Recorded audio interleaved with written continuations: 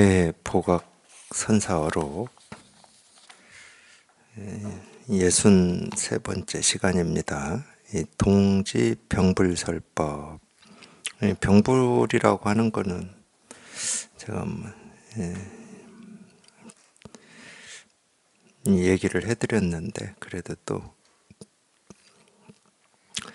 이 병불이라고 하는 말은 어떤 뜻으로 이렇게 쓰였냐면, 지금 저희가 이제 보고 있는 게 대종고 스님의 가르침인데, 그러니까 대스님이 설법한 거를 지금 이렇게 기록을 해 놓은 겁니다. 근데 이 대종고 스님이 이 원후 극근이라고 하는 이 스승 밑에서 공부를 했거든요. 원후 극근을 찾아가서 법문을 듣다가 이제 이거를 깨닫기도 하고, 깨닫고 나서도 이제 원후 문화에서 공부를 하면서 이제 이 안목이라고 해야 됩니까? 이 눈을 익혔는데, 이제 원후 문화에서 이렇게 공부를 하면서 몇 년 지나가지고 이 원후 스님이 이 대스님을 이렇게 설법을 시켰어요. 그러니까 이렇게 스승이 있는 거기에서 설법을 하는 거를 이제 병불설법이라고 그래요. 그러니까 대종고 스님이 굳이 이제 선의 어떤 그런 걸로 보면은 이제 제1수자 정도 됐겠죠. 그러니까 이제 설법도 시키면서 이렇게 나름 원호 스님이 대종고를 이렇게 훈련시키는 겁니다. 이제 그거를 이제 병불이라고 그럽니다. 병불, 병불설법이다. 이제 이 뒤에 이제 대종고 스님이 개당을 해서 이제 본격적으로 대중들을 가르치죠. 그 이후에 동지에 병불하여 말했다. 문을 활짝 열면 명화가 이루어지기 어렵다. 문 앞에 있는 자는 누구냐? 눈길을 끌면 벌써 어긋났다. 마음도 아니고 부처도 아니고 물건도 아니고 선도 아니고 도도 아니다. 3세의 모든 부처가 말할 수 없고 6대 조사도 전할 수 없다. 바로 이와 같으니 다만 한 개의 구멍 없는 새망치이다. 설사 가시덤불을 벗어났다고 하여도 아직 평지 위에서 죽는 것은 벗어나지 못했다. 그러므로 말한다. 말로서는 이를 나타내지 못하고 말로서는 선기에 알맞을 수 없다. 말을 따르면 잃게 되고 구절에 머물면 헤매게 된다. 만약 번뇌 정식을 벗어나고 사물 밖으로 빠져나가고 말을 따라가지 않고 구절에 머물지도 않는 자가 있다면 온갖 풀잎 위에서 조사를 알아차리고 시끄러운 저작거리 속에서 자기를 알아차려 그 자리에서 마치 용이 물을 만난 것처럼 호랑이가 산속에 깃든 것처럼 되어 발 아래에서 아침에 3,000가지에 들어맞을 것이고 저녁에 800가지에 알맞을 것이다. 무슨 까닭인가? 우리 왕의 창고 속에는 이러한 칼이 없다. 하여튼 여기까지만 한번 읽어보겠습니다. 그리고 다시 한번 보겠습니다. 이 동지에 병불하여 말했다. 문을 활짝 열면 명화가 이루어지기 어렵다. 이건 무슨 뜻인지 알 수가 없어요, 저는. 이 명화라고 하는 것은 좋은 그림입니다. 좋은 그림. 우리가 뭐 명화라고 그러죠. 문을 활짝 열면 명화가 이루어지기 어렵다. 이게 무슨 뜻이죠, 이게? 이 말의 뜻을 모르겠어요, 저는. 명화라고 하는 건 아주 좋은 그림인데,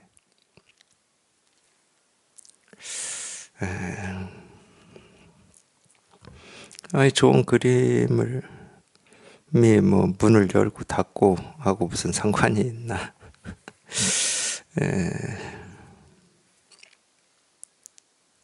이게 이 명화라고 하는 게 말은 좋은 그림이라는 뜻인데 달리 다른 말로 우리가 이 얘기를 해보면 이게 좀 말이 되긴 돼요.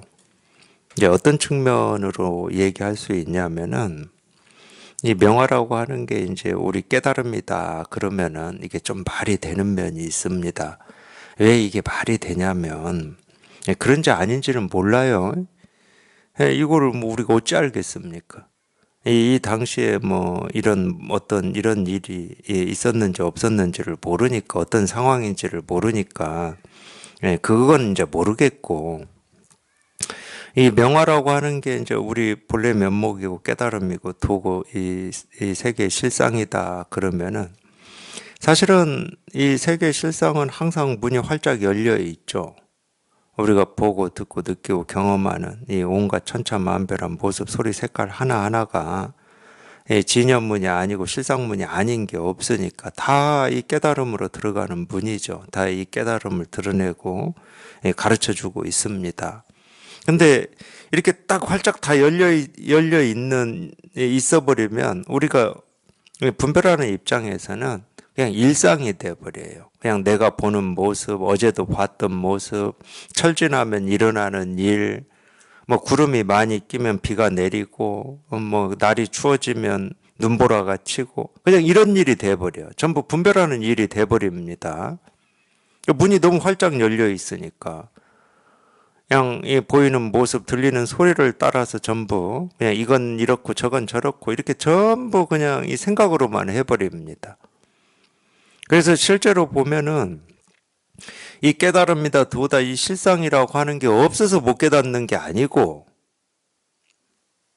너무 문이 활짝 열려 있어서 그냥 자기가 지나쳐 버리는 겁니다. 그냥 푸른 하늘을 본다 그럼 가을이구나 이렇게 지나쳐 버려요. 정말 저 푸른 하늘이 진실로 드러내고 있고 말하고 있고 가르치고 있는 게 어떤 건지 그건 생각해서 그걸 우리가 통할 수는 없지만 그거에 대해서는 관심이 없고 그냥 이제 가을이구나 이제 곧 단풍 들겠구나 이러고 지나가 버립니다. 그냥 붉게 이 단풍이든 나뭇잎이 진실로 얘기하는 거에는 관심이 없고, 야, 이제 단풍이 들어서 참 이쁘군 하고 지나쳐 버리는 거예요. 자기 감정, 생각, 느낌도 마찬가지입니다. 아, 이건 좋은 감정이야, 좋은 느낌이 하고 지나쳐 버리고, 이건 내가 경험하고 싶지 않은 느낌이 하고 지나쳐 버리는 거예요. 그래서 이런 측면을 얘기한다 그러면 이렇게 뭐 얘기할 수 있죠. 문이 너무 활짝 열려 있어서 온 천지에 열려 있어서 우리가 지나쳐 버린다. 그래서 이 가르침이라고 하는 이 깨달음을 이렇게 가르침이라고 하는 이 문은 이런 측면에서 보면은 어떤 때는 좀 엄격한 게 좋을 때도 있어요. 공부하는 사람들을 위해서. 예를 들면 아무나 할 수 있는 공부가 아니다. 이렇게 엄격한 게. 그리고 뭐 이 본문 몇 번 듣고 이거를 뭐 깨닫고 또는 여기에 이렇게 통했다고 해서 공부가 끝나는 게 아니다. 뭐 이렇게 좀 엄격할 필요가 있습니다. 그것도 전부 이제 병에 따라서 쓰는 약이죠. 근데 또 너무 엄격하게 공부하려고 하는 뭐 그런 것도 있거든. 특히 수행하시는 분들. 수행이라고 하는 어떤 그런 틀에 딱 이렇게 맞춰서 하시는 분들이 있어요. 사람을 만나면 그 똑같은 태도로 이렇게 뭐 합장을 한다든가 뭐 그런 모습이 있잖아요. 그런 분들한테는 또 저는 반대로 씁니다. 그렇게 엄격한 그 틀져진 거기에 도가 있고 깨달음이 있고 부처가 있는 게 아니라 이렇게 무질서하고 시끄럽고 내가 아무것도 아니라고 여기에 전부 이 진실이 드러나 있다. 뭐 이렇게 써야죠. 그래서 활짝 열 수만은 없고 또는 항상 엄격할 수만은 없고 이 중생의 병에 따라서 엄격하게 제한할 때도 있는 거고 활짝 열 때도 있는 거고 그런 겁니다. 근데 일반적으로는 활짝 열든 뭐 제한을 하든 일반적으로는 누구나 할 수 있는 공부지만 아무나 할 수는 없죠. 이게 일반적인 겁니다. 왜 누구나 할 수 있냐? 태어날 때부터 다 부처로 태어났는데 뭐 자기 마음을 자기가 확인하고 자기가 실감하는데 뭐 누군들 못 하겠습니까? 누구나 할 수 있어요. 근데 왜 아무나 못하냐? 관심이 없어요. 네, 자기 생각이 바라고 원하는 쪽으로 살고 싶어 하는 사람이 대부분이죠. 그러니까 뭐 이 세상에서 추구하는 어떤 뭐 돈이라든지 뭐 그건 부죠. 권력이라든지 뭐 편안함이라든지 뭐 이런 거를 추구해 버립니다. 그러니까 못하는 거죠. 이 공부의 이 뜻을 이룰 수 있는 사람은 자기도 모르게 그냥 하여튼 여기에 이렇게 관심이 있는 사람이 이루는 겁니다. 세상 일도 그렇잖아요. 그림은 아무나 그릴 수 있죠. 근데 좋은 그림은 아무나 그릴 수 없잖아요. 스포츠도 마찬가지잖아. 누구나 다 할 수 있죠. 뭐 팔이 있고 다리 있고 뭐 심장 있고 폐 있고 다 있는데 누군들 못 합니까? 다 할 수 있어요. 근데 아무나 못 하죠. 거기에 그만큼 관심이 있어야 됩니다.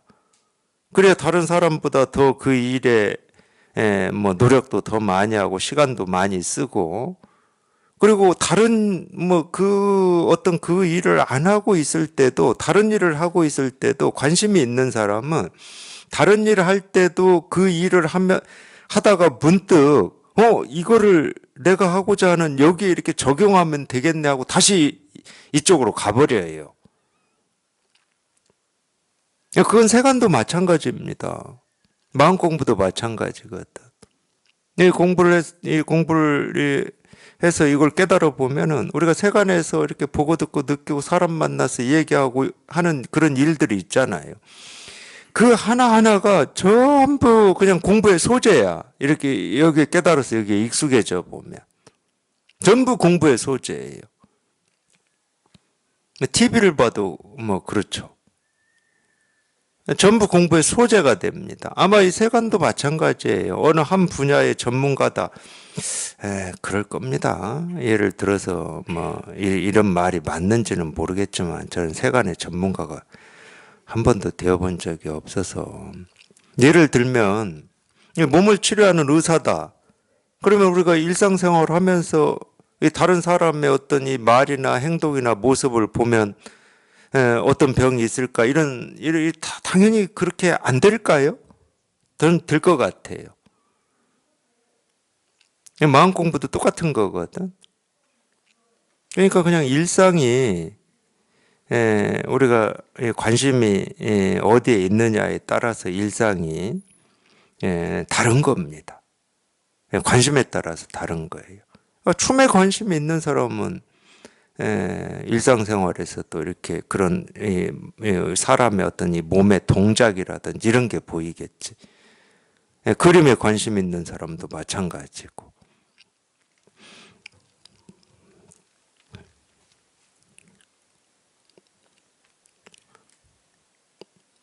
그래서 어떤 때는 옛날에 이렇게 공부하겠다고 이렇게 학인이 찾아오면 선사들 중에 그럴 때는 이제 이렇게 대중이 살고 있는 이 절이나 이런 게 아니고 절에서도 그러긴 그랬습니다.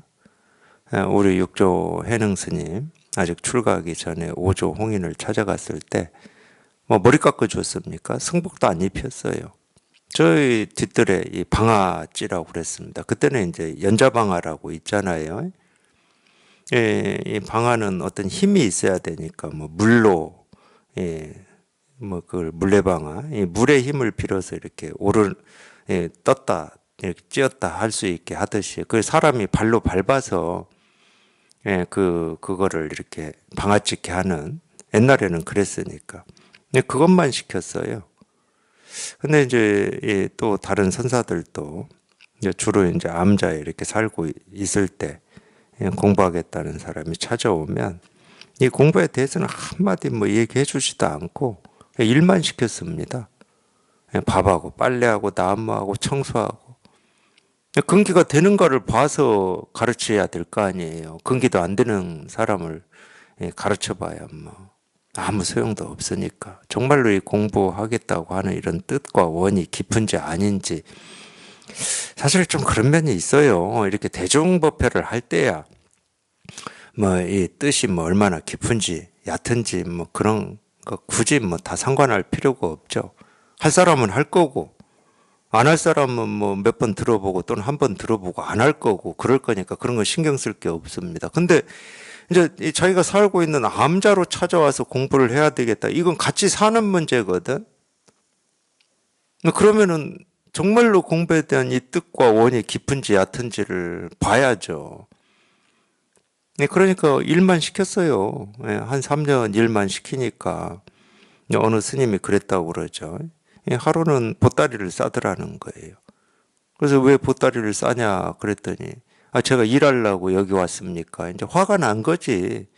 3년을 머슴처럼 살았는데 깨달음에 대한 한마디도 해준 적이 없으니까 그냥 밖에서 들을 때는 저 스님이 깨달은 스님이다 해서 좀 이걸 배우려고 찾아온 건데 좀 이렇게 뭐 일을 하다 보면 뭐 불러서라도 뭐 이거를 가르쳐 주겠지 이런 기대로 그냥 일만 하다가 3년이 지났으니까 얼마나 화가 났겠습니까?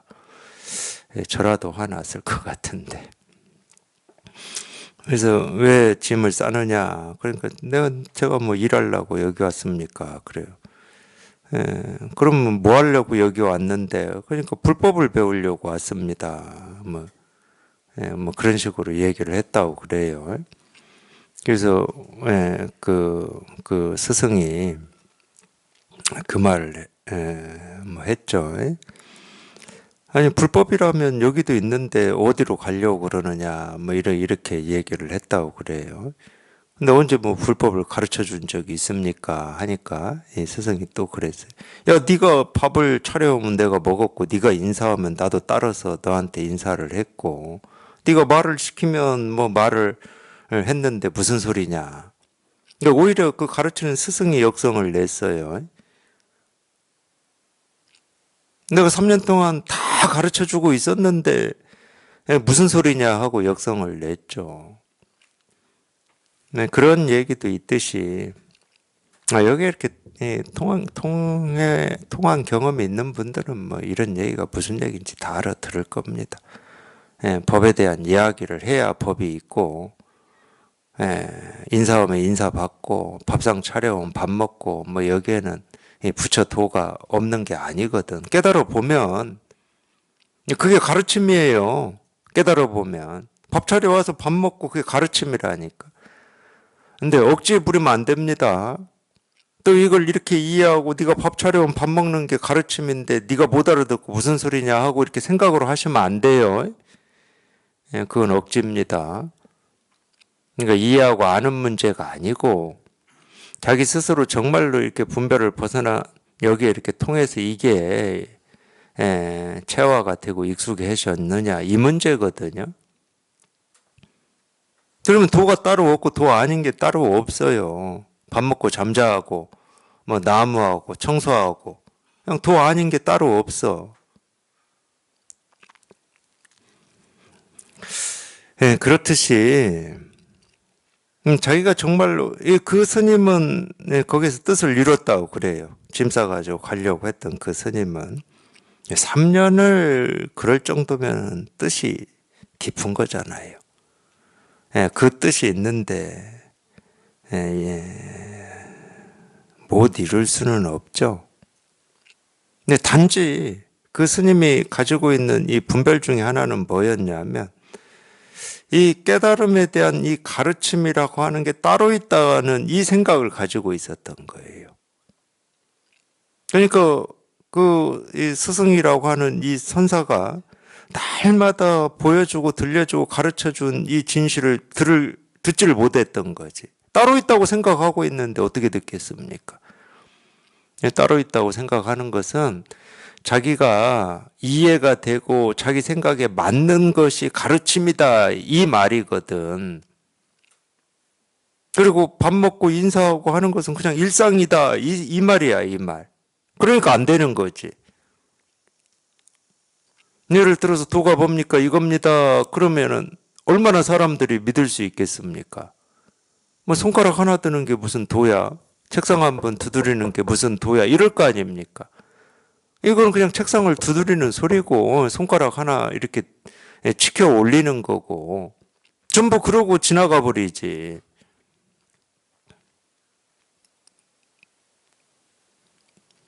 그래서 정말로 자기 스스로 그 이유가 뭐든 왜 내가 이 마음 공부를 하려고 하고 불법을 공부하려고 하는지 그 이유는 각자 다를 거니까 살아온 과정이나 환경이나 이것 때문에 각자 다 다를 거니까 그 이유는 놔두어 버리고 어쨌든 자기 스스로가 그냥 이 진실 하나를 어떻게 좀 체득하고 체험하고 여기에 통하고자 하는 그 뜻이 깊으면 그냥 안 지나쳐지는 겁니다. 단지 손가락 하나 세우는 이 모습에 지나칠 수가 없어요.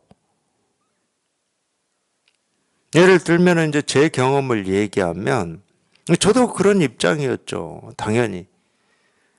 처음에는 하여튼 이 보통 사람이 해낼 수 없는 수행을 통해서 깨닫는다 이렇게 생각을 했었고 그렇기 때문에 당연히 이 깨달음이라고 하는 것은 깨달음에 대한 어떤 이거를 표현하는 어떤 그럴듯한 말이 있어요. 부처님의 말씀이든 깨달은 사람의 말씀. 여기에 뭐가 있다고 생각했지 내가 일상에서 하는 말이라든지 또는 수행을 안 할 때, 나무할 때, 도끼질할 때 그거는 공부가 아니었어요. 제가 수행할 때는.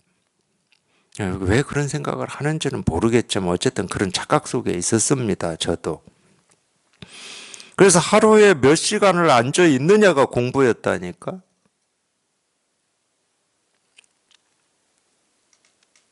그러니까 저도 모르게 깨달음으로 가는 어떤 방법이 있고 깨달음을 방해하는 어떤 방법이 있고 깨달음으로 가는 길이 있고 아닌 길이 있고 깨달음이 있고 깨달음 아닌 게 있고 저도 모르게 그렇게 다 나눠놓은 거예요. 아니 어떤 누가 나무하고 도끼질하고 밥하고 빨래하고 청소하는 걸 깨달음 아니라고 할 수 있습니까? 어떤 누가? 그럼 어떤 모습을 보여야 깨달음입니까? 일상생활에서? 깨달은 사람도요, 일상생활은 똑같습니다. 하루 3끼 밥 먹든 2끼 밥 먹든 그건 각자 취향에 따라서 다르겠지만 밥 먹고 잠자고 사람 만나서 얘기하고 똑같아요. 그러면 거기에서 깨달은 사람의 행동은 어떤 거고 못 깨달은 사람의 행동은 어떤 거냐고.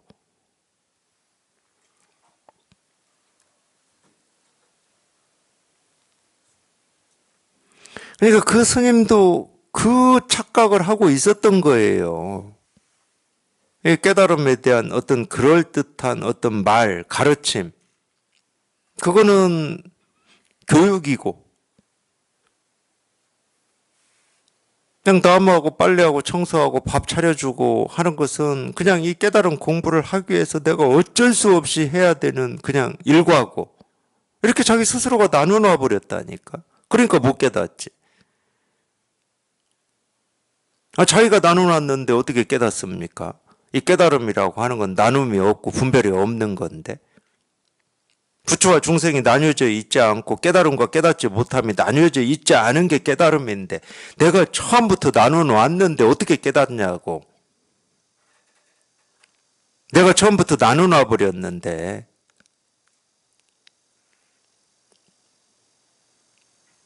그렇기 때문에 정말로 이 깨닫고자 하는 뜻과 원이 이렇게 깊은 사람은 제가 이제 그렇게 수행하다가 어쨌든 제 스승님을 만났잖아요.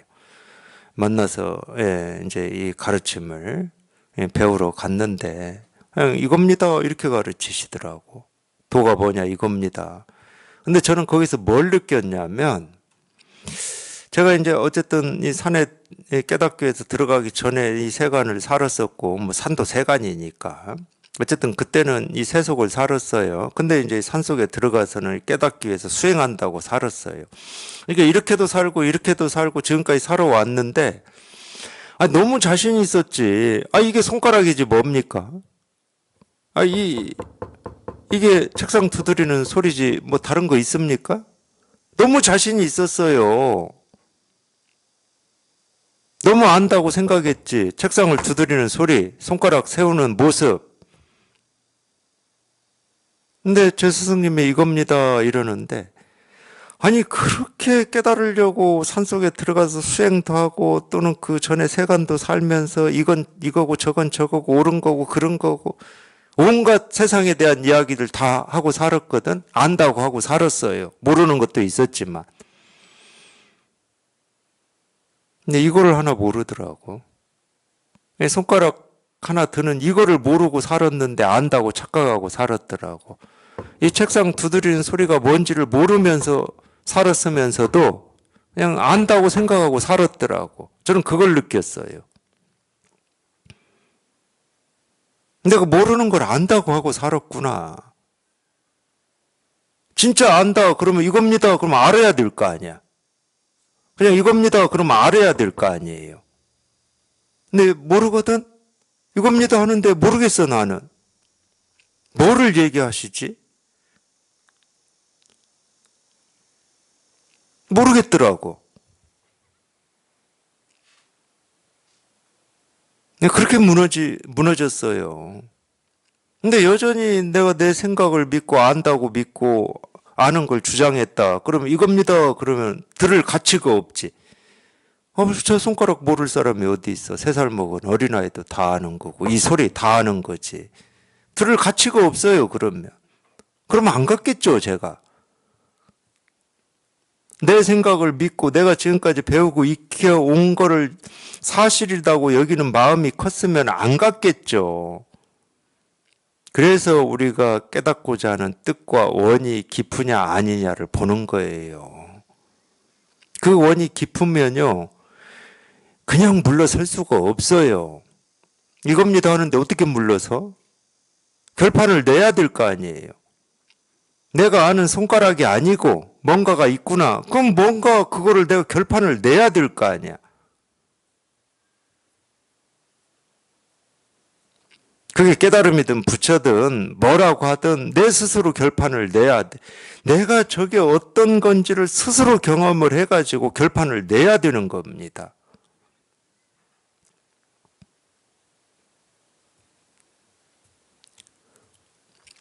근데 이 원과 뜻이 약하면은 그냥 자기가 이해하고 좀 이렇게 도움이 되고 알아지고 이런 거에 더 관심이 가죠.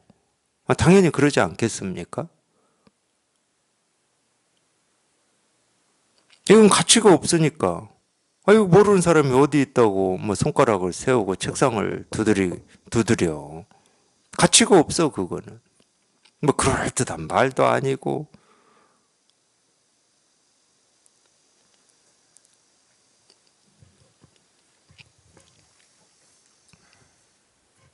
그러니까 선의 가르침은 어찌 보면 저절로 이렇게 저절로 그냥 엄격해요. 저절로. 더 뭐 무슨 어떤 틀이 필요가 없어. 공부할 사람은 이래야 된다 저래야 된다 이 틀이 필요 없어. 그냥 저절로 엄격해져 저절로. 여기에 그냥 걸려가지고 저거를 내가 정말로 직접 한번 실감을 하고 공감을 하고 체험을 해봐야 되겠다 이런 근기가 있는 사람만 그냥 할 수 있는 거고 그러니까 저절로 그냥 엄격해지는 거지. 그래서 선에는 뭐 계율 이런 얘기 안 해요. 필요도 없어 그런 거. 계율 지킬 수 있는 사람만 공부할 수 있고 못 지키는 사람은 쫓아내고 그럴 필요가 없어. 문을 활짝 열면 명화가 이루어지기 어렵다. 문 앞에 있는 자는 누구냐? 눈길을 끌면 벌써 어긋났다. 눈앞에 있는 자는 누구냐? 이 전부 이제 예를 들면 다 이제 이 법을 이렇게 물어보는 건데 어떤 사람을 물어보는 건 아닙니다. 그러니까 이게 전부 그 말이에요. 우리가 보고 듣고 느끼고 경험하는 것은 이 진여문, 실상문, 이 부처로 통하는 문이 아닌 게 없기 때문에 문 앞에 있는 자는 누구냐? 이거밖에 없는 거라니까. 문도 이 문밖에 없고 문 앞에 있는 사람도 이 문이거든. 우리 사람 각각에는 이 진여문, 실상문, 이 부처로 통하는 문이 없고, 내가 아닌 이 대상에만 문이 있다, 이런 말이 아니에요. 우리 각각의 사람도 전부 이 진여문이고 실상문이고 부처로 통하는 문입니다. 그러니까 문 앞에 사람이 있고 이 진여문이 있질 않아. 그러니까 특히 이 공부하시는 분들, 내가 이 깨달은 문으로 들어가려고 하지 마세요. 이미 내 스스로가 이 깨달음의 문, 진여문, 실상문을 활짝 열고 있는 거라니까. 내가 있고 이 깨달음 문이 따로 있질 않아. 내가 있고 깨달음 문이 따로 있으면 내가 이 문으로 들어가야지. 근데 이 느낌이, 저는 제가 설법 들으면서 여기에 통하기 이 직전까지 있었어요. 그러니까 이게 통하기 직전에 어떤 느낌이 있었냐면 제 기억 속에 그냥 이렇게 손만 뻗으면 이제 딱 도달할 것 같은, 이 깨달음이라고 하는 거에 도달할 것 같은 이런 느낌이 있었어요. 그러니까 계속 저는 이렇게 손을 뻗어보고 싶은 거예요. 손만 딱 내밀면은 이 문에 딱 이제 통할 것 같아. 그러니까 여전히 깨달음의 문이 있고 이 깨달음의 문에 도달하고자 하는 내가 있었던 거예요. 이 분별이 깨져야 되더라고. 그래서 내가 깨달은 문에 딱 발을 딛는 게 아니에요. 알고 보면 나라고 하는 이 몸뚱아리도 그냥 진여문이고 실상문이라니까. 그래서 자기 마음을 확인해 봐야 된다, 이런 얘기를 하는 겁니다. 자기 마음이라고 하는 게 진여문이고 실상문이니까 본래부터 처음부터 한 번도 거기에서 어긋난 적이 없어요. 근데 이 여태까지 분별만 하고 살아왔기 때문에 나라고 하는 이 나라고 하는 게 너무 강해요, 우리는. 그래서 깨달음 공부도 내가 해야 돼. 수행하는 사람들은 다 그렇게 합니다. 자기가 하고 있잖아요. 그래서 내가 깨달음에 도달하고자 한다니까요. 그렇게 해서는 못 도달하는 겁니다. 그냥 도달하고자 하는 내가 그냥 진여문이고 실상문이고 부처의 문임을 확인하는 거야. 그럼 도달할 문이 필요가 없지. 깨달음의 문이라고 하는 게 필요가 없다니까. 근데 그 착각이, 그 분별이 쉽게 안 부서지더라고요. 아니, 평생을 나로 살았으니까. 어떤 일을 해도 내가 어떻게, 이렇게 살았잖아요.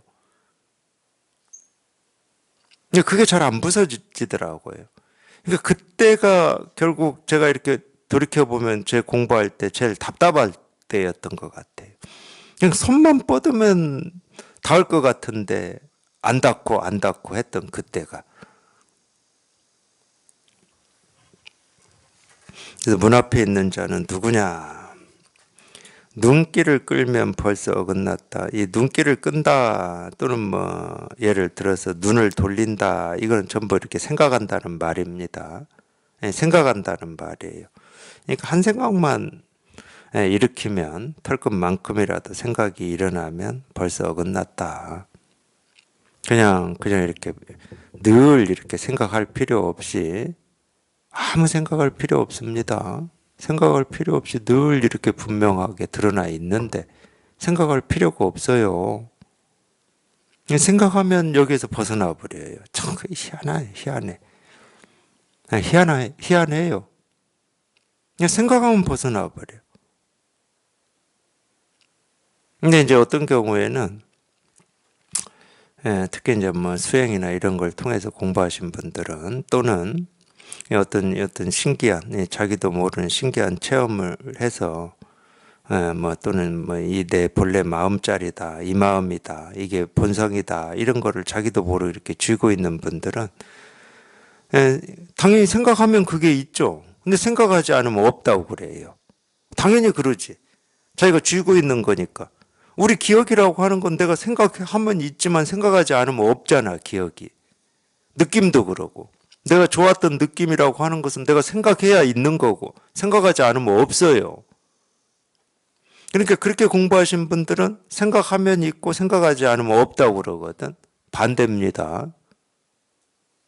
생각하면 없어요, 이거는. 생각하면 사라져버려. 근데 생각하지 않으면 늘 이거야. 생각하지 않으면 늘 이거지. 그럴 수밖에 없는 게 제가 첫 시간에도 계속 말씀드렸는데 이 생각에서 벗어난 게 이거라니까. 이거라고 하는 이게 따로 있는 게 아니고 어떤 이 깨달음, 진실, 도 이런 게 따로 있는 게 아니고 분별이 부서지는 게 이거예요. 그냥 분별이 부서지는 게 이거야. 그러니까 생각하지 않으면 늘 이거지.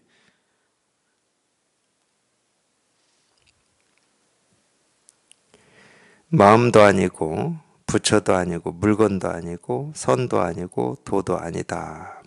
예, 이런 말도 마찬가지예요. 뭔가 이 깨달은 마음이라고 하는 또는 이 마음자리, 이 본래 마음이라고 하는 게 뭐 그 느낌이든 감정이든 생각이든 조금이라도 있다고 여기시는 분들은 이런 말을 못 알아듣습니다. 왜 있는데 아니다고 그러지?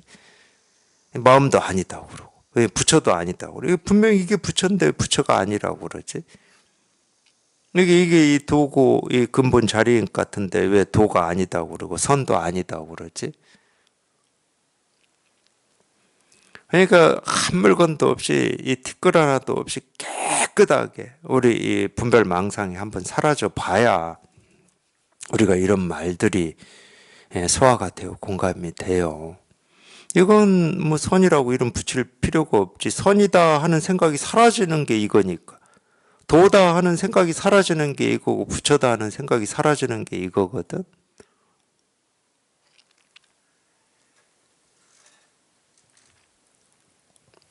삼세의 모든 부처가 말할 수 없고 육대 조사도 전할 수 없다. 전부 이제 말할 수 없고 분별되지 않는 이거 하나를 지금 이렇게 얘기하고 있는 겁니다. 예를 들어서 이 부처님은 이거를 말할 수 없고 알 수 있고 이해할 수 있는 거냐? 절대 아니에요. 삼세 만부처, 천부처가 와도 이거 하나는 말할 수가 없고 이거 하나는 이해할 수가 없는 겁니다. 그러니까 직접 자기가 이렇게 통해 보셔야 돼요. 어떤 것도 할 수가 없어.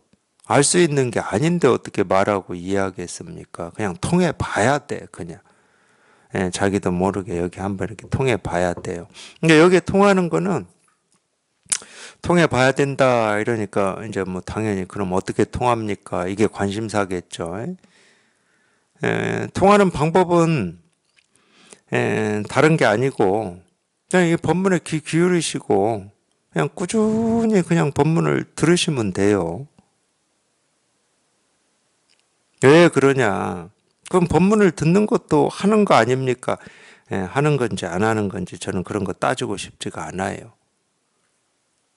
따지고 싶지가 않고 이 법문이라고 하는 건 뭐냐면은 우리가 아무리 태어날 때부터 깨달은 부처로 살았다 하더라도 자기 스스로가 부처임을 직접 통해 봐야 부처가 부처로 사는 거지. 통해 보지 않으면은 그냥 중생노릇만 하고 사는 겁니다. 부처가.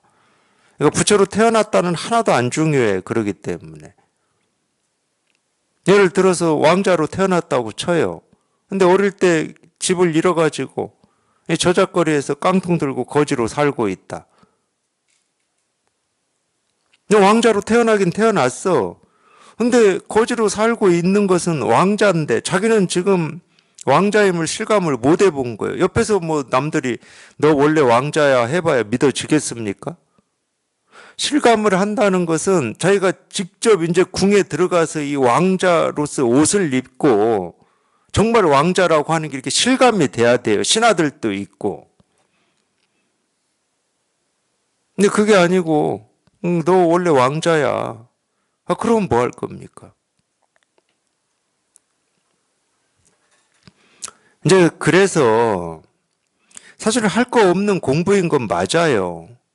본래 부처로 태어나서 부처임을 확인하는 게 공부라고 하는 거니까. 부처 아닌 적이 없는데 뭐. 근데 그 확인하는 거를 부처라고 그러는 겁니다. 확인을 해서 여하태 그냥 거지로 살아왔기 때문에 자기 의식이 있을 때부터 거지로 살아서 우리가 여기에 익숙해져 가지고 왕자 옷을 입혀놔도 처음부터 왕자에 익숙한 게 아니에요. 자꾸 집을 나가고 싶어.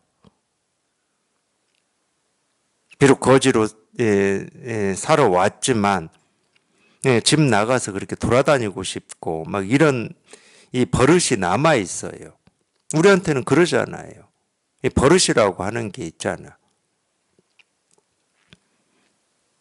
그래서 확인을 하고서 그 버릇을 조복시키고 항복시키는 게 사실은 공부라고 하는 거예요. 그래 봐야 이 공부라고 하는 게 뭐냐. 결국은 그냥 본래 왕자임을 자기가 잃지 않는 것밖에 없다니까. 본래 왕자였으니까. 뭐 새로운 사실이 드러나는 건 아니야. 그러면 왜 법문을 들으라고 그러냐. 이 법문이라고 하는 것은 딱 그거예요. 자기가 뭐 이해되고 알고 뭐 그런 건 뭐 소용이 없고, 이 법문이라고 하는 것은 우리들이 가지고 있는 이 분별하는 이 습관, 이 망상하는 습관을 분별하지 못하게, 망상하지 못하게 가로막고 브레이크를 걸고 감옥에 가두는 역할을 해요. 자기는 이해가 잘 안 되죠. 감옥에 갇히는지 아닌지 자기는 잘 몰라요. 근데 그냥 꾸준히 듣다 보면 자기도 모르게 그렇게 되는 겁니다. 그게 법문이거든요.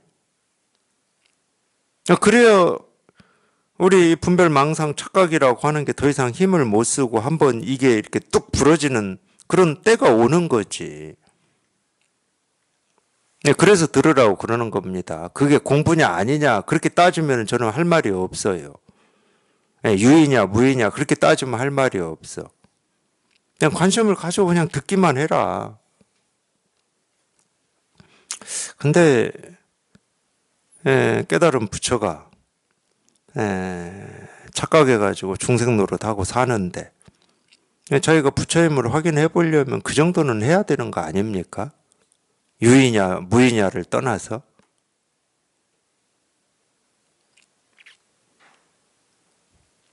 예를 들어서 중생이 부처되는 길이다. 저는 그런 공부는 하라고 안 해요. 중생은 죽었다 깨어나도 부처가 안 됩니다. 아니 예를 들어서 이 조선시대 때 이 계급사회에서 소잡고 말잡고 칼질하는 백정이 왕 될 수는 없잖아요. 예를 드는 겁니다. 그러면 사람으로서 예를 드는 게 좀 불편하면 이 소나 말이 사람 될 수는 없잖아. 근데 우리가 보통 중생이다 부처다 할 때는 무슨 얘기냐면 뭘 중생이라고 하냐면 자기가 부처인데 부처인 줄 모르고 중생 노릇 하고 있는 그 사람을 중생이라고 그러는 거예요. 그 생각을. 그러니까 원래 부처이기 때문에 우리가 깨달을 수가 있는 거거든. 그러니까 따로 깨달음을 깨닫는 게 아니야. 부처임을 확인하는 거야. 깨달은 존재임을 확인하는 겁니다. 누구나 다 깨달아 있는데 자기 스스로가 분별 망상을 일으켜가지고 중생이라고 착각하고 있으니까.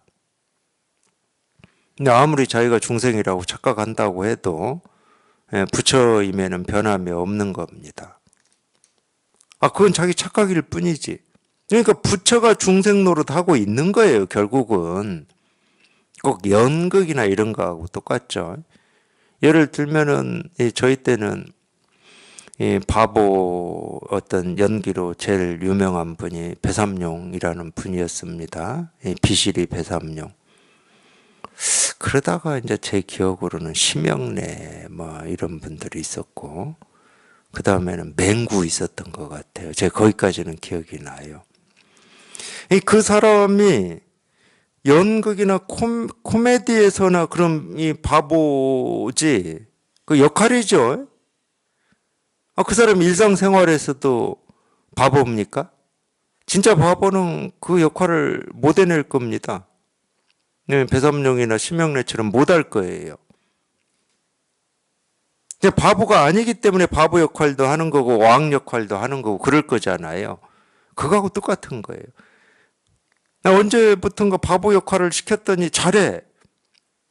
그러니까 그때부터인지는 모르겠지만 비유로 자기가 진짜 바보인 줄 알고 계속 그렇게 살고 있는 거야.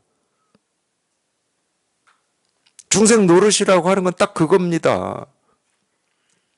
계속 바보인 줄 알아. 나는 뭔가 부족하고 저 사람에 비해서는 못났고 가진 것도 적고, 뭐 감정, 느낌 이런 이 심리 상태도 불안하고, 그렇게 바보 노릇을 하고 있다니까 부처가.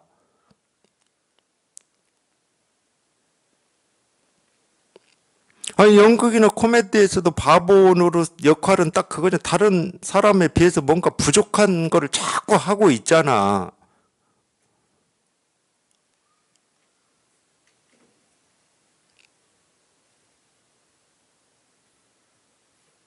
그러니까 어찌 보면은 깨닫고 나면 인생이 좀 억울하긴 해요.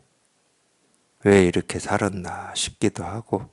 그래서 이 공부해서 여기 이렇게 체험을 하신 분들이 거의 공통적으로 하시는 말씀이 있어요. 근데 꼭 10년은 안 넘더라고. 내가 10년 전에만 이 공부했으면. 뭐 60이 되신 분도 10년, 70이 되신 분도 10년, 40이 된 분도 10년, 30도 10년. 다 10년만 말해. 그만큼 바보 노릇하고 살았다 그 말이거든.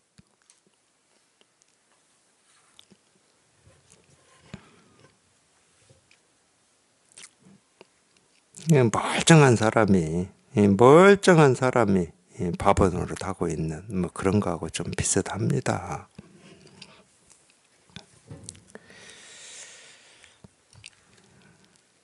그러니까 우리가 깨달을 수가 있는 겁니다. 반대로 내가 진짜 중생이면 뭐 중생으로 죽는 거죠. 진짜 중생인데 중생이 부처될 수는 없는 거지.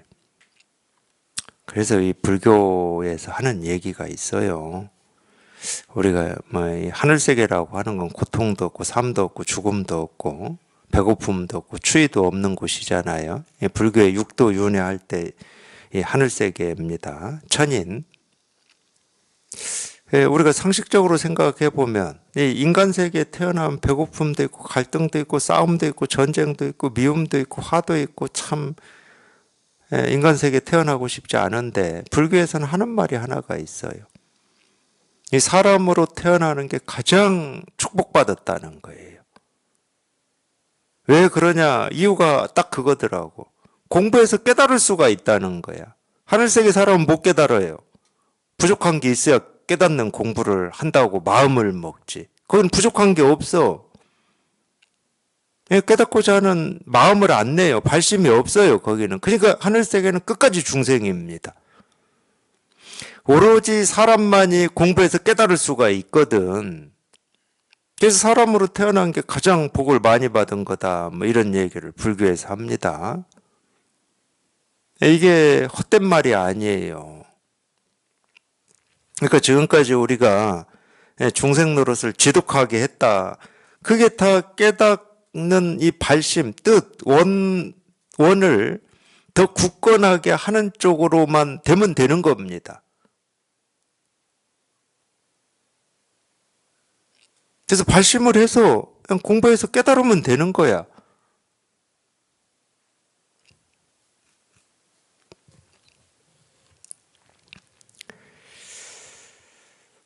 네, 3세 모든 부처가 말할 수 없고 6대 조사가 전할 수 없다. 바로 이와 같으니 다만 한 개 구멍 없는 쇠망치이다. 쇠망치는 자루가 있어가지고 두드려서 깨기도 하고 못도 받고 뭐 이래야 되는데 자루를 낄 구멍이 없어요. 이 말 나오니까 원효 스님이 그랬다고. 뭐 저는 그렇게 듣고 읽었을 뿐이니까 그게 뭐 사실인지 아닌지는 모르는데 누가 나에게 자루 없는 도끼를 다오 그랬어요.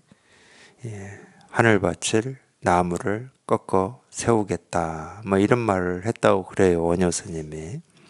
거기에 이제 이 자루 없는 도끼가 나옵니다. 자루 없는 도끼. 이 자루 없는 도끼는 우리 모습 세계에서는 쓸데가 없습니다. 구멍 없는 쇠망치 쓸데가 없죠. 아무 쓸데가 없어요, 그거는. 오로지 이 자루 없는 도끼, 이 구멍 없는 쇠망치는 여기에서만 쓸데가 있어요. 여기에서는 어떻게 쓰냐? 그냥 모든 중생이 가지고 있는 분별망상을 싹 쓸어버리는 무기로 씁니다. 자루가 있으면 안 돼. 그 자루 있는 망치 주워보세요. 우리 분별망상을 쓰는 무기로 쓰겠습니까? 못 박는 무기로 쓰고 뭐 단단한 돌 깨는 무기로 쓰지. 도끼도 마찬가지예요. 하늘밭을 나무 정도를 베려면은 우리 사람이 만든 도끼로는 벨 수가 없는 겁니다. 사람이 만든 도끼로는 절대 중생의 병을 치료하는 무기로 안 써요. 아무나 가서 하고 있고 그런데 쓰겠지. 옛날에 보면은 이 통나무 넣고 도끼로 누가 먼저 이 통나무를 도끼로 이렇게 베내느냐 뭐 이런 시합하는 경기하는 이런 데 쓰겠지. 자기 힘을 과시하고 드러내고 뭐 이런 데 쓰겠지. 이 자루 없는 도끼만이 이 중생의 병을 싹 쓸어내는 무기로 쓰일 수가 있는 겁니다. 그러고 보면 참 오뇨 스님 그 말씀 이렇게 하신 거 보면 참 대단하십니다. 그래서 구멍 없는 도끼가 새망치가 이거예요. 자루 없는 도끼가 이거고 이 도끼만이 하늘밭을 나무를 꺾을 수가 있는 거예요. 설사 가시덤불을 벗어났다고 하여도 아직 평지에서 죽는 것은 벗어나지 못했다. 이거는 저희가 이렇게 직접 체험을 해서 공부를 해보셔야 이제 이런 말들이 이렇게 무슨 말인지 그건 자기가 경험하는 거니까. 이제 가시덤불은 이제 벗어났어. 분별에서 한번 훌쩍 빠져나오긴 나왔어. 분별에서 빠져나와서 참 이제 이 분별 없는 이 자리는 경험을 하긴 했는데 그래서 뭐 처음 경험을 해보면 좋죠. 비로소 창살 없는 감옥에서 빠져나온 것 같은 그런 느낌, 시원함, 깔끔함 이런 것도 있으니까 좋은데 금방 또 아무 일이 없는 평지에서 자빠져요. 이 말이 참 재밌어. 평지에 돌뿌리도 있고 무슨 장애물도 있어서 우리가 자빠졌다 그러면은 인과가 이유가 되는데 아무 돌뿌리도 없고 장애물도 없는데 그냥 평지야 평평한 길인데 그냥 자빠진다니까 혼자.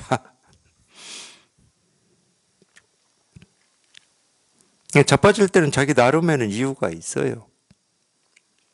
이유가 있는데 자빠지고 나서 문득 돌아와 보면 아무 이유가 없어서 자빠져야 될 이유가 하나도 없었거든. 근데 자빠질 때만 이유가 생겨 희한하게. 근데 이유가 없어.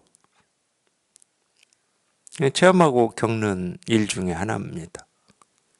체험하고 겪으신 분들은 이 말이 무슨 말인지 다 알아요. 왜냐하면 자기가 경험하고 한 건데 지금도 하고 있는 거고.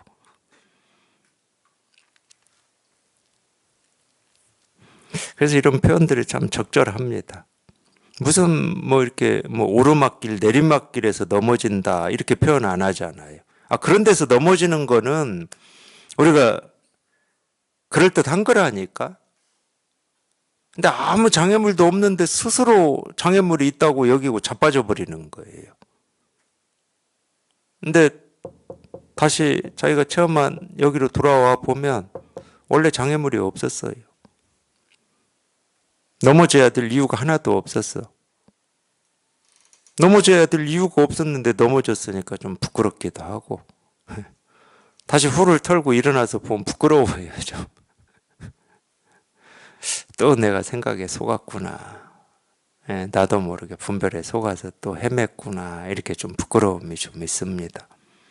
그런 부끄러움이 있으니까 두 번 다시 분별에 안 속아야지 또 다짐을 하죠. 공부하는 사람이라면 그래요.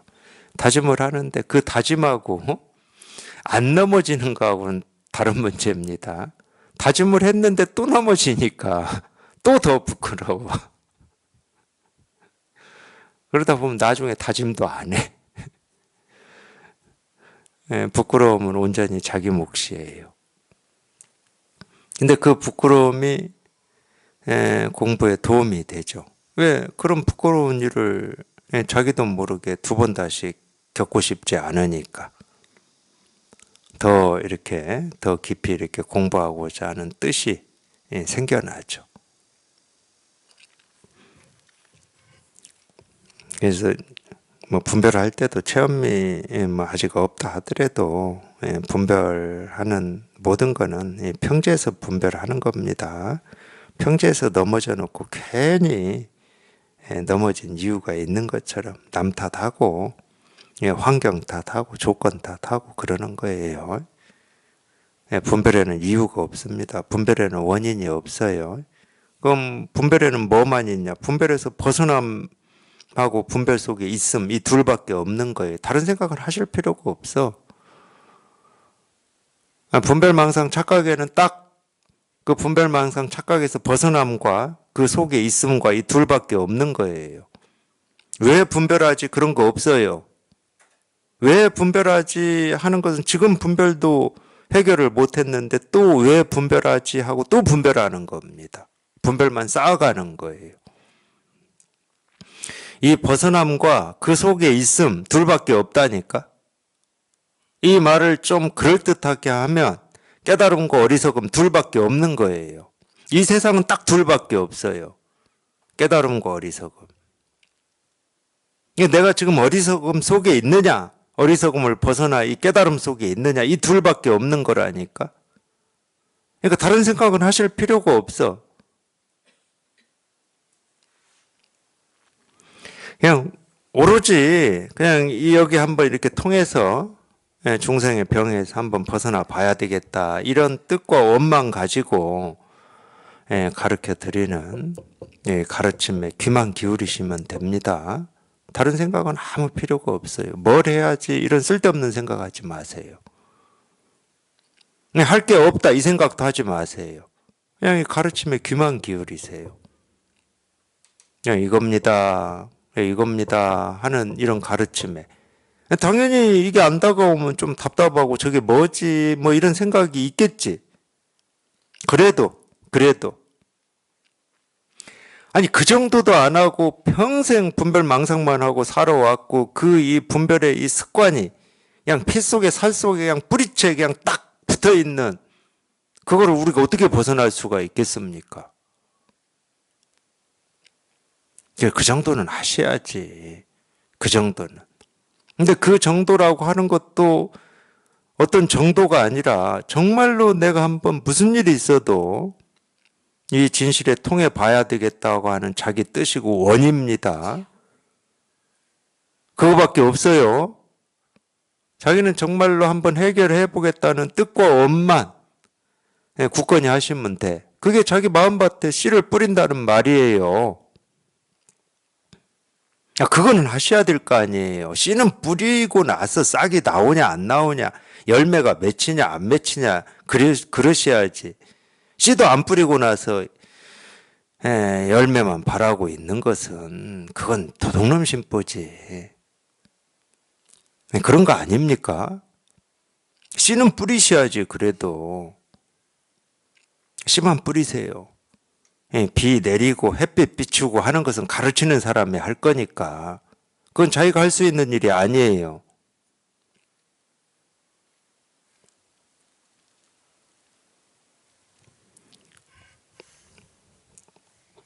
그러므로 말한다. 말로서는 이를 나타내지 못하고 말로서는 선기에 알맞을 수 없다. 말을 따르면 잃게 되고 구절에 머물면 헤매게 된다. 그러니까 하여튼 선의 가르침은 딱 이건데 하여튼 말은 믿지 마세요. 말은. 아무리 뭐 좋은 말이고 좋은 가르침이라고 해도 믿지 마시고 금방 제가 얘기했던 건 딱 그겁니다. 자기는 자기 마음밭에 씨만 뿌리세요. 그리고 말이 아닌 이런 가르침에 귀만 기울이시면 돼.